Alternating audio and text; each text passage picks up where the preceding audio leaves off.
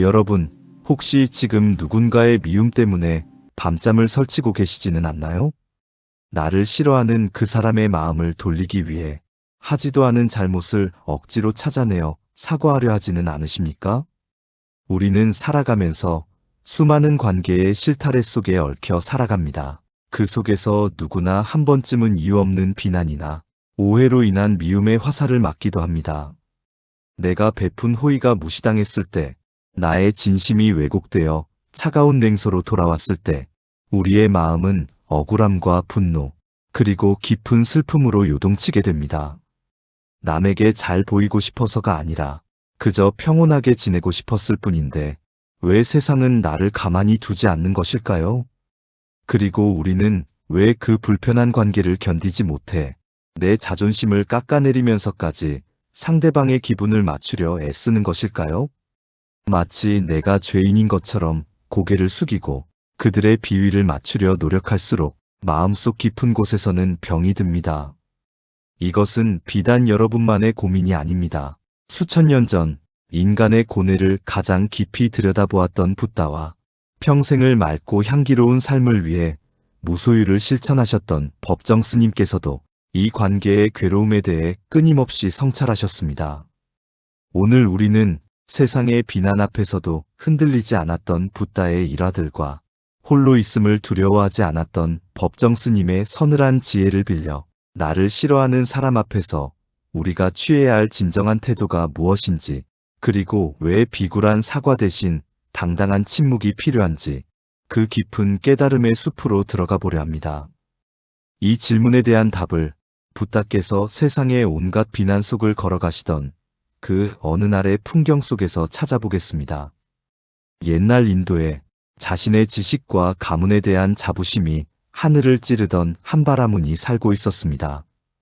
그는 자신이 가진 것들을 자랑하며 살았지만 마음 한구석에는 늘 불안과 분노가 들끓고 있었습니다. 어느 날 그는 자신의 친척들이 붓다에게 귀의하여 제자가 되었다는 소식을 듣게 되었습니다. 자신이 그토록 아끼고 통제하려 했던 사람들이 자신의 말을 듣지 않고 붓다를 따른다는 사실에 그는 걷잡을 수 없는 모욕감과 질투를 느꼈습니다. 그의 얼굴은 붉게 달아올랐고 거친 숨을 몰아쉬며 생각했습니다. 도대체 그 사문 고타마라는 자가 누구이기에 내 사람들을 홀려 마음대로 조종한단 말인가?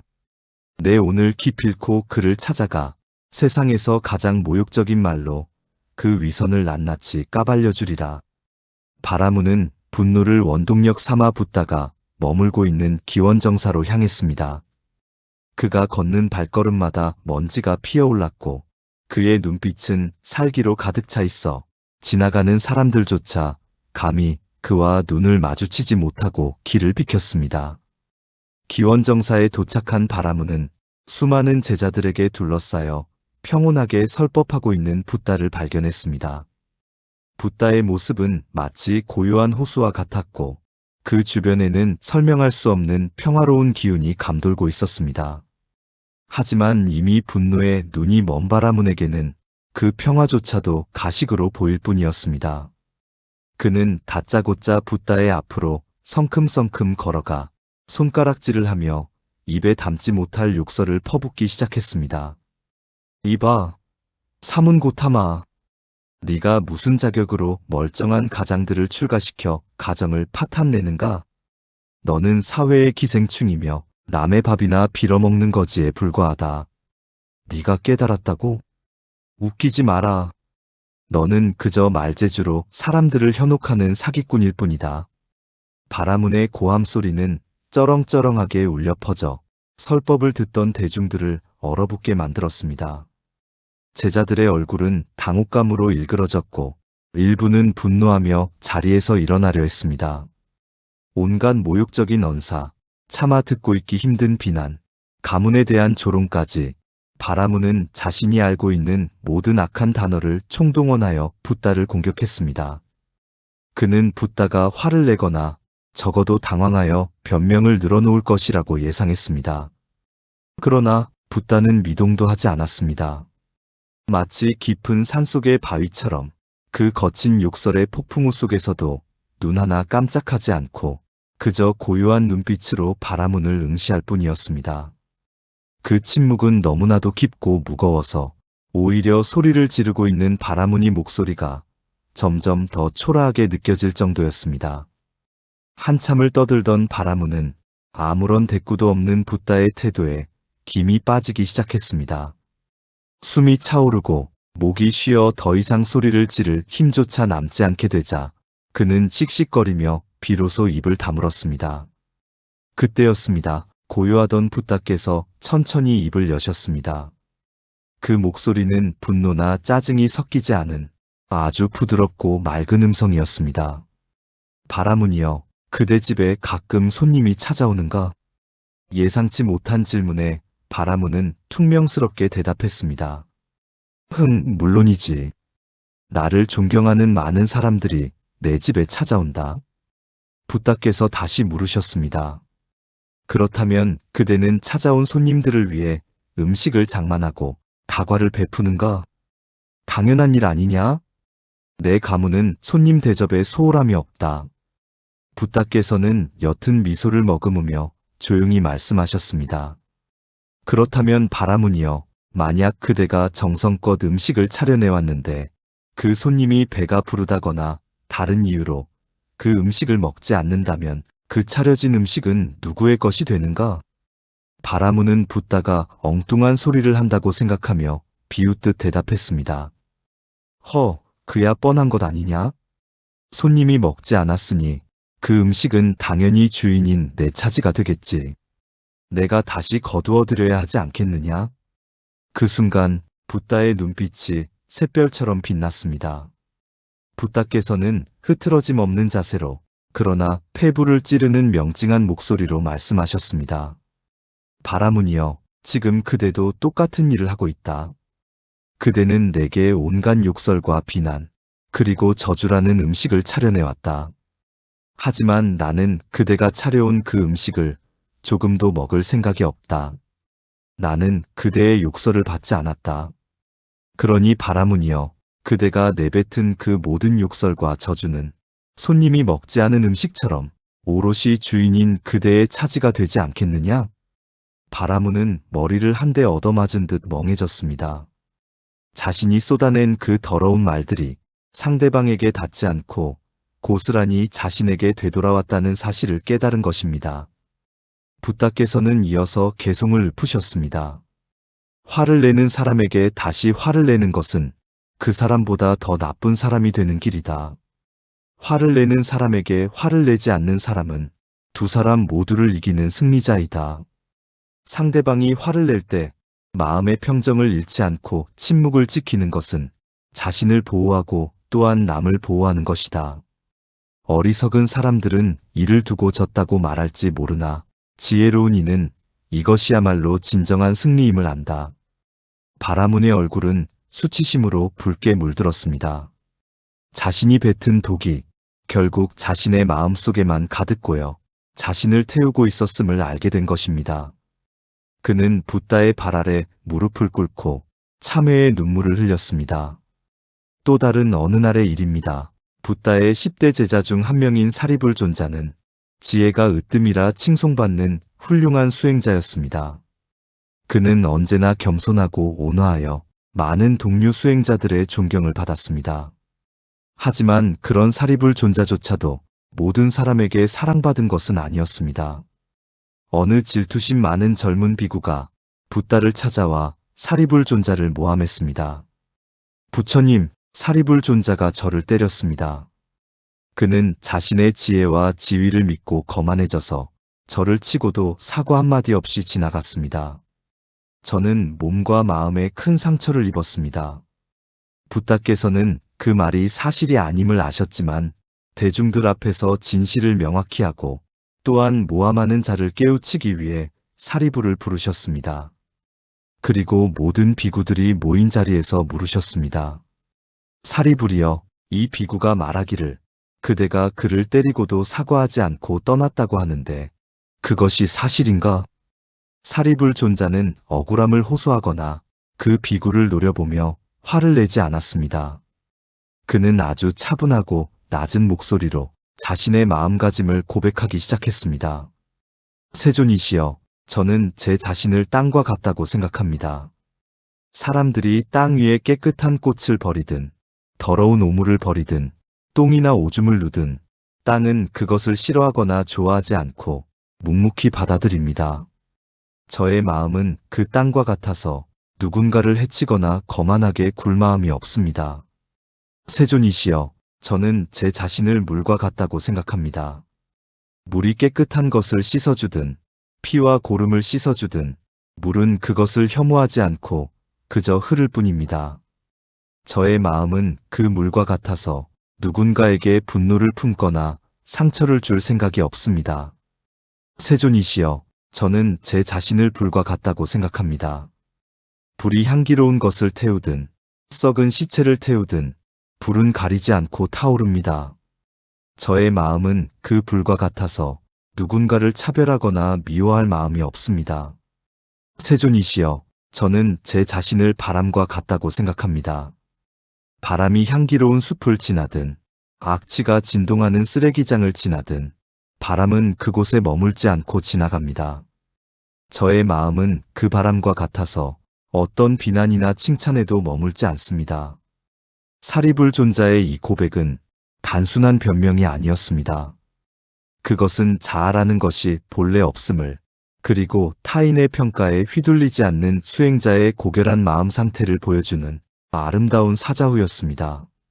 자신을 땅, 물, 불, 바람과 같이 여기는 사리불 존자에게 나를 때렸다거나 나를 무시했다는 식의 좁은 자아는 존재하지 않았습니다. 그의 말을 듣고 있던 젊은 비구는 사리불 존자의 그 거대하고 맑은 마음에 압도되었습니다. 자신의 좁쌀만한 질투심이 사리불 존자의 우주 같은 마음 앞에서 얼마나 초라한지 깨닫게 된 것입니다. 그는 그 자리에서 엎드려 울며 자신의 거짓말을 고백하고 용서를 빌었습니다. 사리불 존자는 그를 일으켜 세우며 따뜻한 손길로 그의 어깨를 감싸 안아주었습니다. 벗이여, 나 또한 그대에게 허물이 있다면 용서를 빕니다. 우리의 마음속에 미움의 씨앗이 자라지 않도록 서로가 서로를 용서합시다. 사리불 존자는 자신을 모함한 자에게 사과를 요구하기는커녕 오히려 혹시 모를 자신의 허물을 낮추어 말하며 상대방의 죄책감을 덜어주는 자비를 보였습니다. 또 다른 이야기를 들어보겠습니다. 이 이야기는 붓다께서 세상의 비난에 휩쓸려 괴로워하는 제자들에게 들려주신 코끼리의 비유입니다. 어느 날 붓다와 제자들이 한 마을에 들어갔을 때 그곳에 사는 외도들이 붓다를 시기하여 사람들을 시켜 붓다 일행을 따라다니며 욕설을 하게 했습니다. 길을 걷는 내내 뒤따라오는 사람들은 야유를 보내고 돌을 던지는 신용을 하며 조롱했습니다. 제자 아난다는 괴로움을 참지 못하고 붓다에게 말했습니다. 세존이시여, 이 마을 사람들은 우리를 환영하지 않습니다. 오히려 우리를 모욕하고 저주합니다. 이곳을 떠나 다른 마을로 가시는 게 좋겠습니다. 붓다께서 걸음을 멈추고 아난다에게 물으셨습니다. 아난다여, 만약 우리가 다른 마을로 갔는데 그곳 사람들도 우리를 욕한다면 어떻게 하겠느냐? 그렇다면 다시 또 다른 마을로 가야겠지요. 그곳에서도 또 욕을 한다면?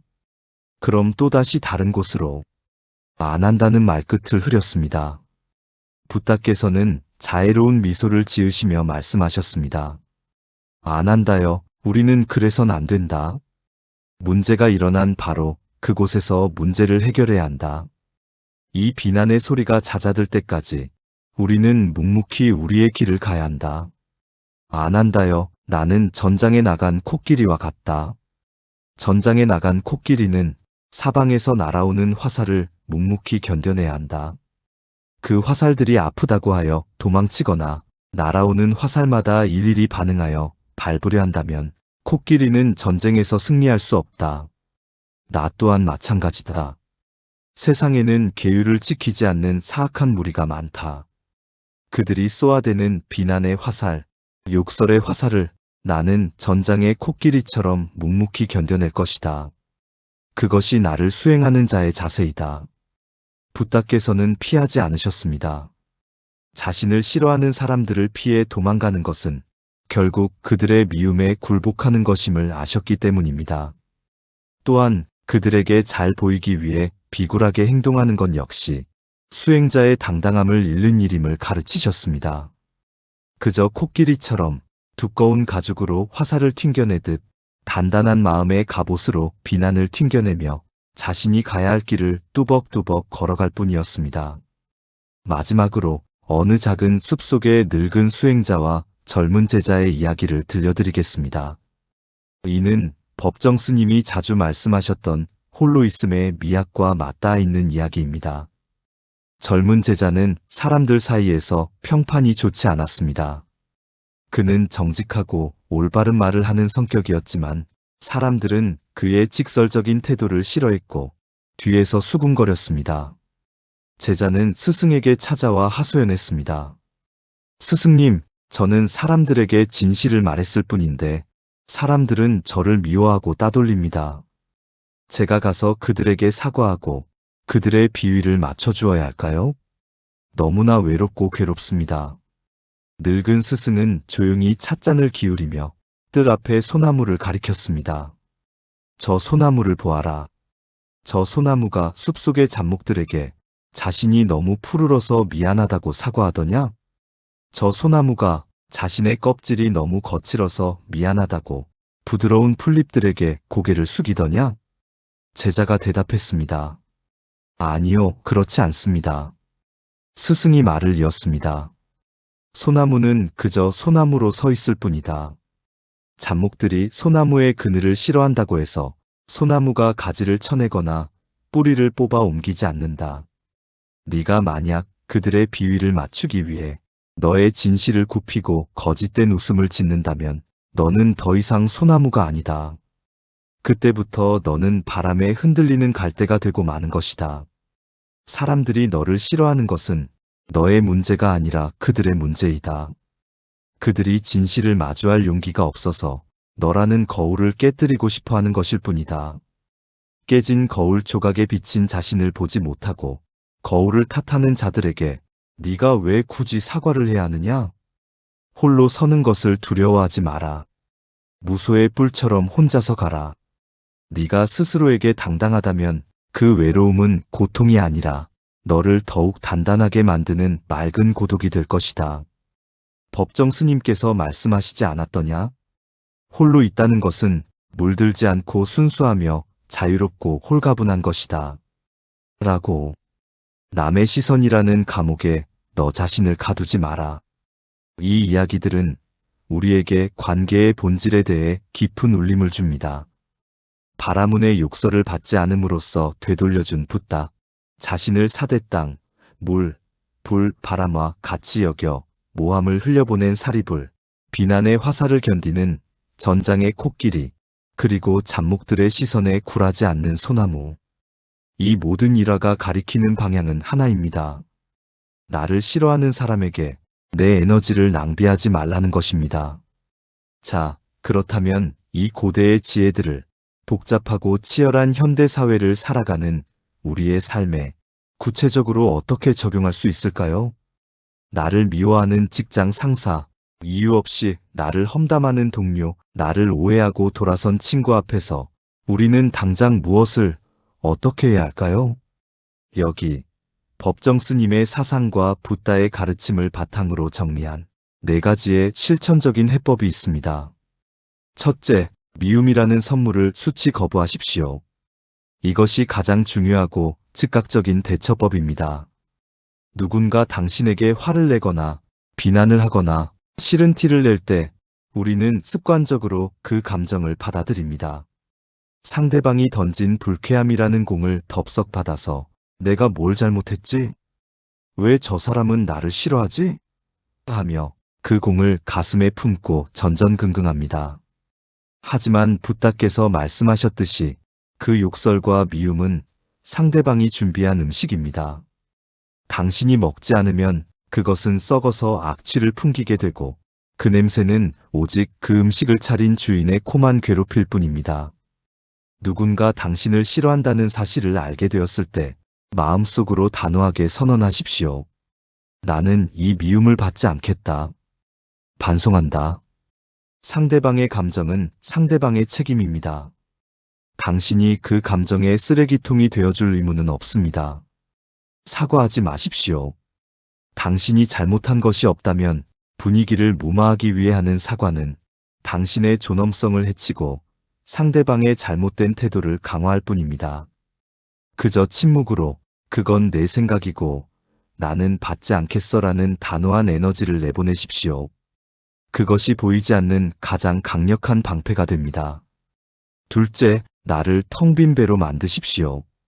장자가 말했고 법정 스님께서도 즐겨 인용하셨던 빈 배의 비유가 있습니다. 강을 건너는데 어떤 배가 와서 내 배에 부딪혔습니다.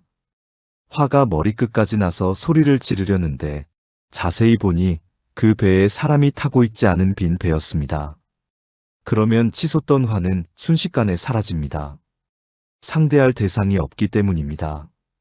사람들이 당신에게 부딪혀 오는 것은 당신이라는 배가 그곳에 자아로 가득 차서 떠있기 때문입니다. 내가 누군데 감히 나를 무시해? 나는 칭찬받아야 마땅한 사람이야. 이런 자의식이 가득 차 있으면 작은 스침에도 큰 소리가 나고 상처가 생깁니다. 사리불 존자처럼 자신을 밟히는 땅으로 흘러가는 물로 생각해 보십시오. 나를 싫어하는 사람이 나를 공격할 때 내 안의 자존심을 비워버리면 그의 공격은 허공을 가르는 칼날처럼 아무런 타격을 주지 못합니다. 그래, 너는 짖어라. 나는 그저 바람처럼 지나갈 뿐이다. 이렇게 마음먹는 순간 당신은 그 관계의 지옥에서 해방됩니다. 상대방은 반응 없는 당신을 보며 자신의 공격이 무의미함을 깨닫고 제풀에 지쳐 떨어져 나갈 것입니다. 셋째, 타인의 시선에서 무소유를 실천하십시오. 법정 스님께서 말씀하신 무소유는 단순히 물건을 갖지 않는 것이 아닙니다. 불필요한 것들, 나를 쭉매는 것들로부터의 자유를 의미합니다. 우리는 너무 많은 사람들의 좋아요를 소유하려 합니다. 모든 사람에게 사랑받고 싶은 욕망, 좋은 평판을 얻고 싶은 집착, 이것 또한 괴로움을 낳는 거대한 소유욕입니다. 누군가 나를 싫어한다면 그것을 쿨하게 인정하십시오. 세상 사람 모두가 나를 좋아할 수는 없다. 나도 싫은 사람이 있듯이 남도 나를 싫어할 권리가 있다. 이렇게 생각하면 마음이 편안해집니다. 모든 사람과 잘 지내려는 욕심을 버리십시오. 그 욕심을 내려놓는 순간 당신은 비굴하게 사과할 필요도 눈치를 볼 필요도 없어집니다. 당신을 진정으로 아껴주는 소수의 사람들에게 집중하십시오. 그것이 인맥의 무소유이며 진정한 관계의 풍요로움입니다. 넷째, 미워하는 사람을 연민의 눈으로 바라보십시오. 이것은 가장 높은 단계의 수행입니다. 누군가 나를 이유 없이 미워하고 괴롭힌다면 그 사람은 지금 지옥 속에 살고 있는 것입니다. 행복한 사람은 남을 괴롭히지 않습니다. 자신이 편안한 사람은 남을 비난하느라 시간을 쓰지 않습니다. 그가 나에게 쏟아내는 독설은 사실 그가 내면에서 겪고 있는 고통의 비명입니다. 그를 적으로 보지 말고 마음이 병든 환자로 바라보십시오. 오죽 마음이 괴로우면 저러고 다닐까? 얼마나 열등감이 심하면 나를 깎아내려야만 자신이 산다고 느낄까? 이렇게 연민의 마음을 가지면 분노 대신 측은지심이 생깁니다. 그리고 그 측은지심은 당신을 그 사람보다 훨씬 더 높은 위치에 올려놓습니다. 상대방과 똑같은 수준에서 싸우지 않게 되는 것입니다. 사과하지 마십시오. 대신 속으로 가만히 그를 위해 기도해 주십시오.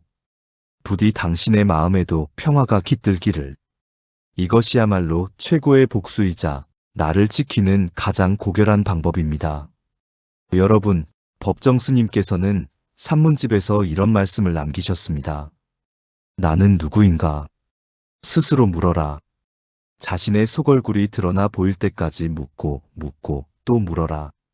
건성으로 묻지 말고 목소리 속의 목소리로, 귀 속의 귀에 대고 간절하게 물어라.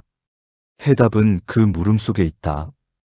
우리가 타인의 미움에 흔들리는 이유는 아직 내가 누구인지, 나의 중심이 어디에 있는지 확실하지 않기 때문일지도 모릅니다. 내 뿌리가 깊지 않으니 스쳐 지나가는 바람에도 잎사귀가 요란하게 흔들리는 것입니다. 누군가가 당신을 싫어한다고 해서 당신의 가치가 떨어지는 것이 아닙니다. 다이아몬드는 구정물 속에 빠져도 다이아몬드입니다. 누군가 그것을 돌멩이라고 부른다고 해서 그 빛이 사라지지 않습니다. 당신은 당신의 삶이라는 우주의 유일한 주인입니다.